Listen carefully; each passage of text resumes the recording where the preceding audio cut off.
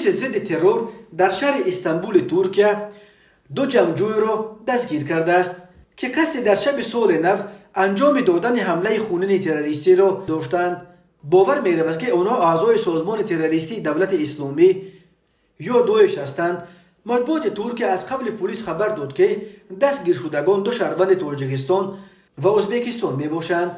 بنا به خبرها کارمندان پلیس ماشین آنها را شب 31 دکبر سال 2022 همگی چند ساعت پیش از رسیدن سال نو در حدود ناحیه بشکشهیر دریافت کردند.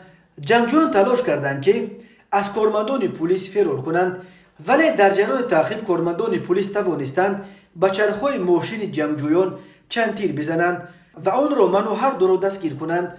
شهروند تاجیکستان در بین جنگجویان داعش با لقب ابو میمون معروف بوده است و به حبس گرفته شده است.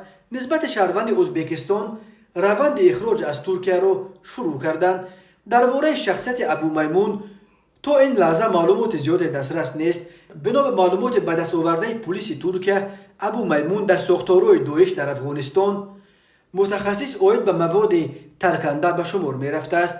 پلیس ترکیه می گوید این 2 جنگجو از ساختارهای داعش در افغانستان دستور می گرفتند و قصد داشتند شب سال نو به یکی از مرکزهای تفریحی در شهر استانبول که معمولا برای تجلیل سال نو در آنجا مردم زیاد گرد می آیند با استفاده از مواد ترکنده حمله خونین تروریستی انجام میدهند. پلیس گفت طبق نقشه جنگجویان این حمله می بایست مانند حمله شب 1 ینور سال 2017 به یک مرکز تفریحی معروف استانبول میشد که 39 کشته به جا گذاشته بود. آن حمله را نیز از نام داعش یک جنگجوی زاده ازبکستان انجام داده بود.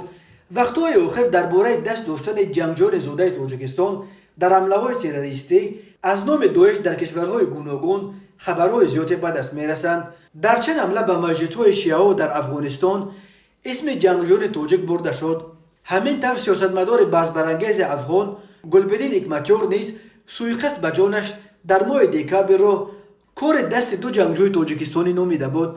همچنین مقامات ایرانی 2 شهروند تاجیکستان را از عاملان حمله خونین ماه اکتبر به یک مزار مقدس شیعه در شهر شیراز نام بردند. در آن حمله 15 کس کشته شد.